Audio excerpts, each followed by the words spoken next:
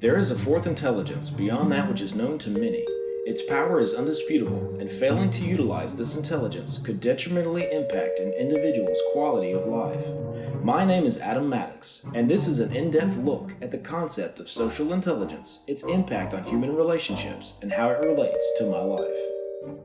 Intelligence is defined as the capability for the acquisition and application of knowledge and skills.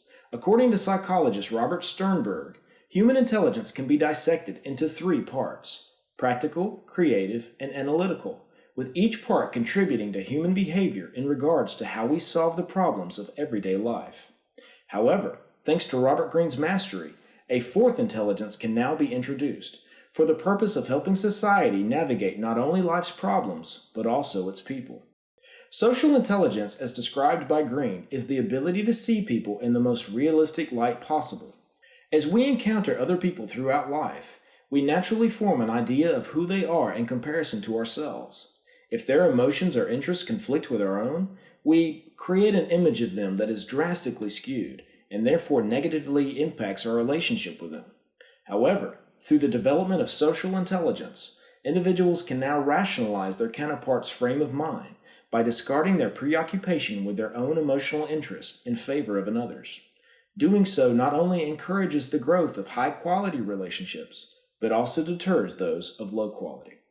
Perhaps the best application of social intelligence can be seen through an examination of Benjamin Franklin. In Mastery, Greene describes Franklin as being a very emotional man who was preoccupied with his own insecurities. When he projected those insecurities onto the lives of others, he often failed to see how his actions towards self-satisfaction were having a negative impact. Franklin began to find himself poorly received by his associates and a victim of unfortunate circumstances. Realizing that a destructive pattern was developing in his relationships, Franklin decided to relieve his own emotions by focusing on others first, cutting off his own insecurities and desires from the equation. This new approach allowed Franklin to form friendships and alliances that helped transform him into the figure we know him as today. My reflection on the life of Benjamin Franklin as opposed to one of the other masters profiled by Robert Greene stems from commonalities that are found between his journey towards social intelligence and my own. Associated with the negative influences of social interaction are Greene's 7 deadly realities, specifically self-obsessiveness. Obsessiveness over one's own emotions leads to the formation of what is called the naive perspective, which makes us sensitive and vulnerable and causes us to misread others' intentions. Self-obsession can be found in Franklin's early attempts at a career as well as in my own. In my early work experience, I had an idea of what I wanted out of life. If anyone were to get in the way of my ideals, I would immediately paint an unsavory picture of them in my mind, as if there were a threat that was out to get me. This would ultimately lead in acquaintanceships that were also just as unsavory. Another of Greene's 7 deadly realities is rigidity, embracing only the familiar and rejecting change of any sort. An essence of rigidity can be found in Franklin during his early years in London when he made some enemies by not adopting their tradition of day drinking, as documented by Greene.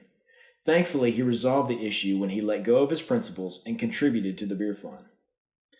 I also exhibited rigidity in my life when I brought alternative methods to the workplace that may have conflicted with the long-established methods of my coworkers.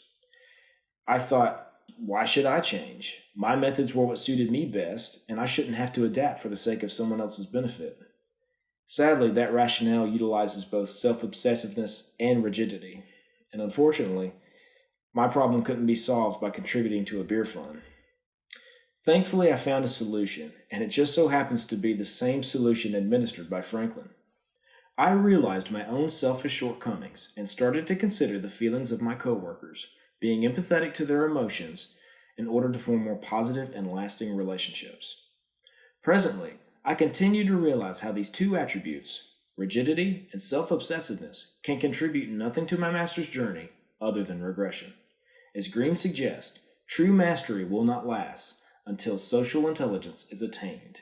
To do this, we must express a genuine interest in others and an open-mindedness to change. The true difference between social intelligence compared to other forms is that it involves focusing our attention outward instead of inward, so that we may see others as their true selves and accept them for who they are.